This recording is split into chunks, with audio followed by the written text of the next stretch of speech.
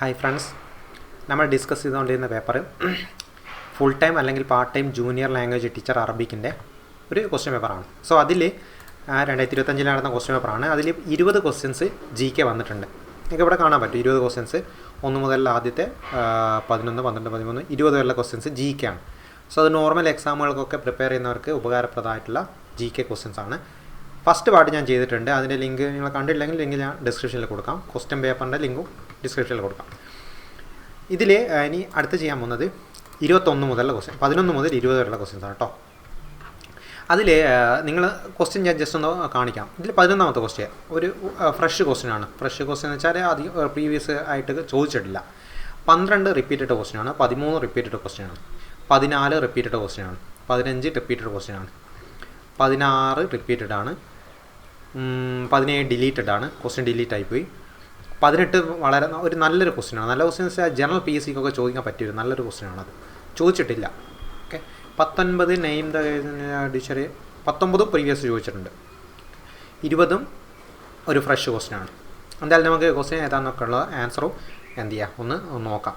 So ഞാൻ discuss ചെയ്യുമ്പോൾ നിങ്ങളൊന്ന് പോസ് ചെയ്യുക. ഓരോ ക്വസ്റ്റ്യൻ വായിക്കുമ്പോൾ ഒന്ന് പോസ് ചെയ്തിട്ട് ചെയ്യാൻ പറ്റുന്നുണ്ടോ, നിങ്ങളതിൽ അറിയാമോ എന്നുള്ളത് എന്ത് ചെയ്യുക ഒന്ന് നോക്കുക, ഒരു ആൻസർ ഏതൊക്കെയാണെന്നുള്ളത്. സോ 11ാമത്തെ ക്വസ്റ്റ്യൻ എന്താ? Which reform was introduced by Dewan Govinda Menon to commemorate the jubilee of Queen Victoria? Queen വിക്ടോറിയയുടെ ജൂബിലി ആഘോഷമായിട്ട് ബന്ധപ്പെട്ട് ദിവാനായിട്ടുള്ള ഗോവിന്ദ മേനോന് ഇൻട്രൊഡ്യൂസ് ചെയ്ത ഒരു റിഫോം, ഓക്കെ, ഒരു കാര്യം ഉണ്ടായിരുന്നു അന്നത്തെ ജൂബിലി ക്വീൻ വിക്ടോറിയൻ്റെ ജൂബിലി ആഘോഷമായിട്ട് ബന്ധപ്പെട്ട്. അതെന്താണെന്നാണ് ക്വസ്റ്റ്യൻ. നല്ല ക്വസ്റ്റ്യനാണ്. നിങ്ങൾ ജസ്റ്റ് ഒന്ന് പോയിൻ്റ് ഓർത്ത് വെച്ചാൽ മതി.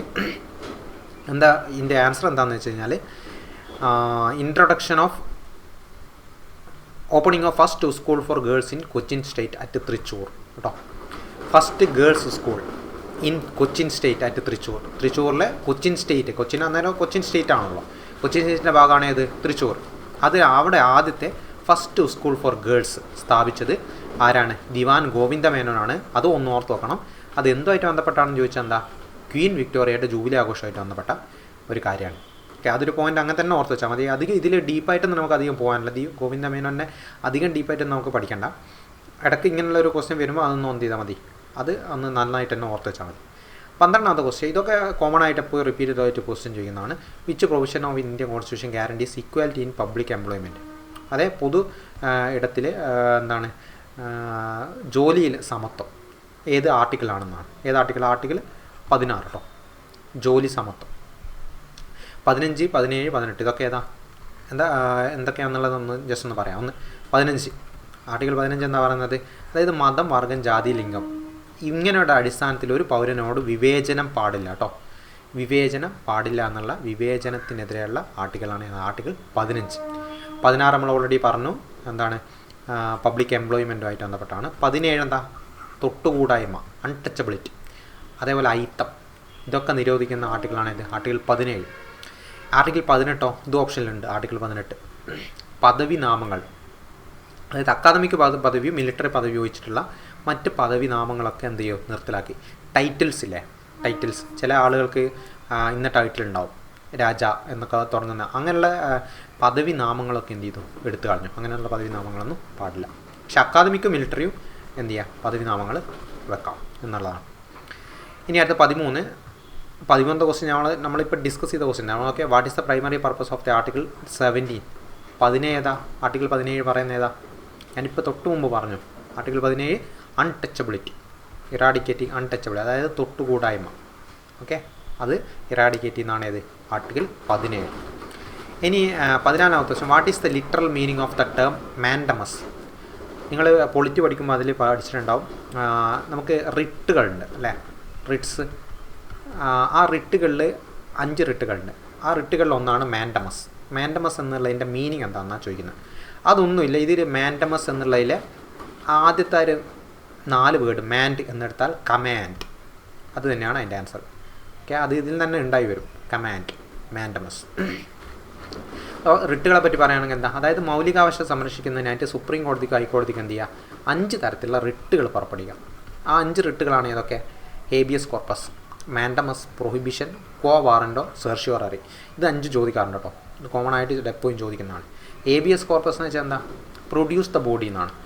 അതായത് ഒരാളെ കോടതിയിൽ ഹാജരാക്കാൻ വേണ്ടിയിട്ട് എന്ത് ചെയ്യാൻ പറയുന്ന പുറപ്പെടുവിക്കുന്ന റിട്ടാണ് ഇത് ഹേബിയസ് കോർപ്പസ്. മാൻഡമസ് നമ്മളിപ്പോൾ ഡിസ്കസ് ചെയ്തു. പ്രൊഹിബിഷൻ എന്ന് വെച്ചാൽ അത് അർത്ഥം അതിൻ്റെ ഇംഗ്ലീഷ് അർത്ഥത്തിൽ തന്നെ ഉണ്ട്. എന്താ പ്രൊഹിബിഷൻ എന്ന് വെച്ചാൽ എന്താ, അതായത് പ്രൊഹിബിറ്റ് ചെയ്യുക, ഓക്കെ, നിയന്ത്രിക്കുക. പ്രൊഹിബിറ്റ് ചെയ്യുക എന്ന് വെച്ചാൽ അതെ തടയുക. ഇനി അടുത്ത് ക്വോ വാറൻറ്റോ സെർഷ്യോറാറി. ഇതിൻ്റെ മീനിങ് മാത്രമേ ഞാൻ പറയുന്നുള്ളൂ കേട്ടോ. ഇതൊക്കെ എന്തിനാണ് എപ്പോഴാണ് പുറപ്പെടുവിക്കുന്നതെന്നൊക്കെ നിങ്ങൾ പഠിച്ചോണം, റാങ്ക് ഫയലിലൊക്കെ ഉണ്ട്. ക്വോ വാറൻ്റ് എന്ന് ചോദിച്ചാൽ എന്ത് അധികാരം എന്നാണ് അതിൻ്റെ അർത്ഥം, ചോദിക്കാറുണ്ടേ. അത് നിങ്ങൾക്ക് കിട്ടും. എന്താണെന്ന് വെച്ചാൽ ക്വോ എന്നൊക്കെ പറയുമ്പോൾ നമ്മൾ ഒരു ക്വസ്റ്റ്യൻ വേർഡ് പോലെ തോന്നില്ലേ, എന്ത് അധികാരം എന്നുള്ളത് അതുകൂടെ കിട്ടും. ഇനി അടുത്തത് സെർഷ്യോറാറിൻ്റെ അതും ഏകദേശം കിട്ടും. സെർഷ്യോറാറി സർട്ടിഫൈ ചെയ്യുക, അതായത് സാക്ഷ്യപ്പെടുത്തുക. ആ പേരിൽ തന്നെ ഉണ്ടല്ലേ, എല്ലാ മീനിങ്ങും അതിൽ തന്നെ കറക്റ്റായിട്ട് വരുന്നുണ്ട്. ഇനി 15, what is the significant change did the 86th amendment act bring about the Indian constitution. 86ാമത്തെ അമെൻഡ്മെൻറ്റ് ആക്ട് എന്തുമായിട്ട് ബന്ധപ്പെട്ടാണെന്ന് ചോദിക്കുന്നത്. 86 എന്താ, അഡിഷൻ ഓഫ് ആർട്ടിക്കിൾ 21A, അതായത് ആർട്ടിക്കിൾ 21A എന്താ പറയുന്നത്, 6 വയസ്സ് മുതൽ 14 വയസ്സ് വരെയുള്ള കുട്ടികൾക്ക് സൗജന്യ വിദ്യാഭ്യാസം മൗലികാവകാശമാക്കി മാറ്റിയ ഭരണഘടന ഭേദഗതിയാണ് ഏത്, 86. വെരി ഇമ്പോർട്ടൻ്റ് ആണ് 86ാമത്തെ ഭരണഘടനാ ഭേദഗതി. ആ ഭേദഗതിയിൽ ഉൾപ്പെടുത്തിയ ആർട്ടിക്കിളാണ് ഏത്, 21A. 21A അമെൻഡ്മെൻ്റാണ്, അതുകൊണ്ടാണ് 21A എന്ന് വന്നത്. ഇനി അടുത്തത്, which article of Indian constitution prohibits traffic of human beings, അതായത് മനുഷ്യ കടത്ത് ആയിട്ട് ബന്ധപ്പെട്ട അതിനെ എതിർക്കുന്ന പ്രൊഹിബിറ്റ് ചെയ്യുന്ന ആർട്ടിക്കിൾ ഏതാണെന്നാണ് ചോദിക്കുന്നത്. ഓഫ് ബാൻഡഡ് ലേബർ, ഓക്കെ, അതിലേതാ വരുന്നത്, ആർട്ടിക്കിൾ 23 കേട്ടോ. ഹ്യൂമൻ ട്രാഫിക്കിങ്ങുമായിട്ട് ബന്ധപ്പെട്ട ആർട്ടിക്കിൾ ഏതാണെന്ന് വെച്ചാൽ ആർട്ടിക്കിൾ 23 ആണ്. അത് വേണേൽ നിങ്ങൾക്ക് ഇപ്പോൾ ട്രാഫിക്കിലൊക്കെ നിൽക്കുമ്പോൾ ഇല്ലേ, ട്രാഫിക്കിലെ ലൈറ്റ് അങ്ങനെ വരുന്നത് നമ്പേഴ്സ് ജസ്റ്റ് ഒരു എക്സാമ്പിൾ പറയുകയാണെ 1, 2, 3 എന്നുള്ള രീതിയിലേ വരുന്നത്. അപ്പോൾ ആർട്ടിക്കിൾ 2, 3 എന്നുള്ള രീതിയിൽ 23 എന്നുള്ളതൊന്ന് അവിടെ ഓർത്ത് വെച്ചാൽ മതി. ഇനി ആർട്ടിക്കിൾ 21 ഞാനൊന്ന് പറയട്ടെ. ഇതിൽ ഓപ്ഷനിലുള്ള എല്ലാ ആർട്ടിക്കിളൊന്നും ജസ്റ്റ് ഒന്ന് പറയാം. 21, ജീവിക്കുന്നതിനും വ്യക്തി സ്വാതന്ത്ര്യത്തിനുള്ള അവകാശം, ഓക്കെ, പേഴ്സണൽ ലിബർട്ടി. 21, അതായത് ഒരാൾക്ക് ജീവിക്കാൻ വേണ്ട ഏറ്റവും ബേസിക് ആണ് അത് 21 എന്നുള്ള രീതിയിൽ ഓർത്ത് വെച്ചാൽ മതി. ഇനി അടുത്തത് 22 ഇത് നിയമവിധേയമല്ലാത്ത അറസ്റ്റിനും തടങ്കലിനുമെതിരെയുള്ള സംരക്ഷണം. നോർമലി അറസ്റ്റ് ചെയ്യാതെ എന്ത് ചെയ്യുക, 2 പൊട്ടിക്കുകയല്ലേ ചെയ്യുക നോർമലി പോലീസുകാരൊക്കെ. ആ രീതിയിൽ ഓർത്ത് വെച്ചാൽ 22 കിട്ടും, അറസ്റ്റും നിയമവിധേയമല്ലാത്ത തടങ്കലും സംരക്ഷണം നൽകുന്നത്.